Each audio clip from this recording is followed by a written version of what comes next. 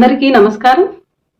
జగద్గురు అయిన శ్రీకృష్ణ భగవంతునికి నమస్కరించుకుంటూ ఈరోజు మనం భగవద్గీతని ఎందుకు చదవాలి అంటే భగవంతుడు చెప్పాడు గనక భగవద్గీతని చదువుకోవాలి. మనం ఈరోజు భగవంతుడు చెప్పింది వినకుండా మనుషులు చెప్పిన జ్ఞానాన్ని వింటూ ఎన్నో ఆచరణలు చేస్తూ ఉన్నాము. అలా కాకుండా భగవంతుడు ఏం తెలియచేశాడు భగవద్గీత ద్వారా అనే విషయాన్ని తెలుసుకోవాలంటే అందరూ తప్పకుండా మన హిందూ జ్ఞానము, హిందువులకి ముఖ్యమైన గ్రంథము ఏది అంటే భగవద్గీత శాస్త్రము ఒక్కటే. ఆ భగవద్గీత శాస్త్రము హిందువులు అనేవారు కుల మతము లేకుండా అందరూ చదవాలనే ఉద్దేశంతోనే శ్రీకృష్ణుడు సర్వ మానవులకి తెలియచేశాను ఈ గీతని అని తెలియచేశారు. అందువలన మనందరం చదువుకొని ఎంతో జ్ఞానులు అవ్వాలని కోరుకుంటూ ఈరోజు భగవద్గీతలోని సాంఖ్యయుగంలో 69వ శ్లోకం గురించి వివరించి తెలుసుకుందాం. యా నిశా సర్వభూతానాం తస్యాం జాగర్తి సంయమి యస్యాం జాగ్రతి భూతానిస నిశా పశ్యతో మునేహే. ఈ శ్లోకము బ్రహ్మయోగము గురించి మరియు ప్రకృతి గురించి వివరంగా తెలియజేశారు. భావము: సర్వ జీవరాశులకు రాత్రి వరే నిద్రించు అజాగ్రత్త ఎందుకలదో అందే బ్రహ్మయోగి జాగ్రత్త కలిగి ఉండును. ఏదైతే బ్రహ్మయోగికి రాత్రి వలె స్తంభించి ఉన్నదో అందే సర్వ జీవరాశులు జాగ్రత్తగానున్నవి. ఇంకొంత వివరంగా తెలుసుకుంటే ఇక్కడ సర్వజీవరాశులు అంటే మానవులందరూ అని అర్థం. ఇక్కడ ప్రపంచ విషయములలో ఉదయము నుండి లగ్నమై వారి వారి ఉద్యోగములందునో వారి వారి వ్యాపారములందునో బహుజాగ్రత్తగా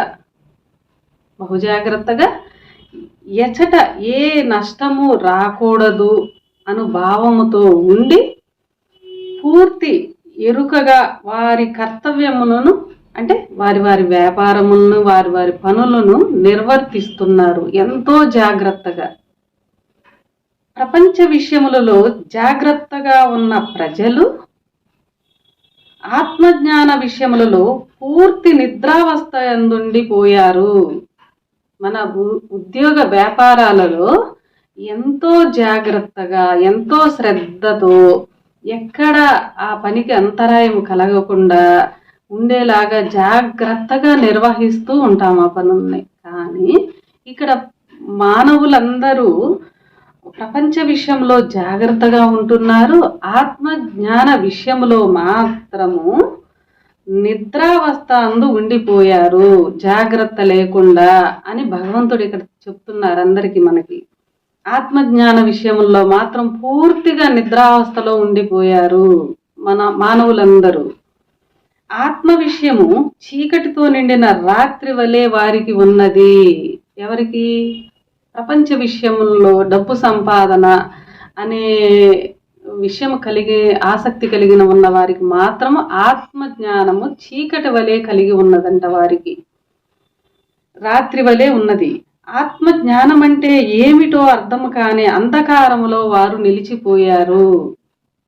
మనము నిద్ర లేచిన దగ్గర నుండి ఆహారమును వెతుక్కోవడం, ఆహారాన్ని ఎలా సంపాదించుకోవాలి అనే ధ్యాసలోనే ప్రపంచ విషయముల్లోనే ఉద్యోగ వ్యాపారంలో అందే మనిషి ఎంతో జాగ్రత్త కలిగి ఉంటున్నాడు. కానీ ఆత్మజ్ఞాన విషయం అంటే ఏంటో, జ్ఞానం అంటే ఏంటో కూడా తెలియని విధముగా అజ్ఞాన అంధకారంలో ఉన్నారు అని ఇక్కడ భగవంతుడు తెలియజేస్తున్నారు. మామూలు ప్రజలు ఆ విధముగా ఉండక ఆత్మ దర్శనము కోరు బ్రహ్మయోగులు మాత్రము. మామూలు మనుషులేమో అలా ఉంటున్నారు, ప్రపంచ విషయంలోనే ఎంతసేపటికి ఎంతో జాగ్రత్తగా ఉంటున్నారు. కానీ ఆత్మ దర్శనము కోరుకున్న ఆత్మజ్ఞానులు మాత్రము ప్రజలు ఏ ఆత్మ విషయములలో అజాగ్రత్త కలిగి ప్రజలు అందరూ ఏ ఆత్మజ్ఞాన విషయాల్లో అజాగ్రత్త కలిగి ఉన్నారో, అంధకారంలో ఉన్నారో ఆ ఆత్మ విషయములలో పూర్తి ఎరుక కలిగి ఆత్మ జ్ఞానము గ్రహించటంలో జాగ్రత్త కలిగి ఉన్నారు. ఎవరు? ఆత్మ జ్ఞానము కోరుకునేవారు మాత్రమే ఆత్మజ్ఞాన విషయంలో జాగ్రత్త కలిగి ఉన్నారు. ఆ విధముగానే సర్వులు ఏ ప్రపంచ విషయములలో శ్రద్ధ కలిగి జాగ్రత్తగా వర్తిస్తున్నారో ఆ ప్రపంచ విషయములలో బ్రహ్మయోగులు అజాగ్రత్త కలిగి ఉన్నారు. జ్ఞానమందు దేవుడు జ్ఞానమందు ఆసక్తి లేకుండా ప్రపంచ విషయంలోనే ఆసక్తి కలిగి నిద్రావస్థలో ఉన్నారు. వాళ్ళు జ్ఞానం అంటే ఏమిటో తెలియకుండా. కానీ ఆత్మజ్ఞానులు, ఆత్మను దర్శనం కోరు జ్ఞానులు మాత్రము బ్రహ్మ జ్ఞానాన్నే పెద్దగా చూసుకుంటూ జాగ్రత్త వహిస్తూ ప్రపంచ విషయములందు, ప్రపంచ జ్ఞానమందు అజాగ్రత్త కలిగి ఉన్నారు అని తెలియజేస్తున్నారు ఇక్కడ. అందువలన ఈ శ్లోకంలో అజ్ఞానులకు చీకటైనది, జ్ఞానులకు పగలు అని, అజ్ఞానులకు పగలైనది, జ్ఞానులకు చీకటైనదని తెలియాలి.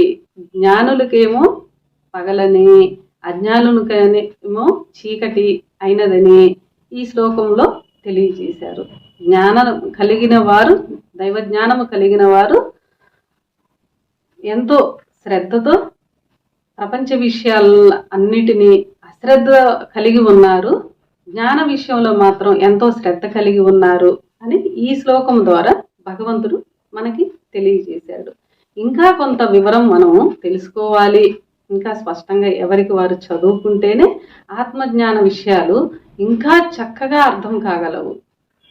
ఈ త్రైత సిద్ధాంత భగవద్గీతని చదువుకోండి.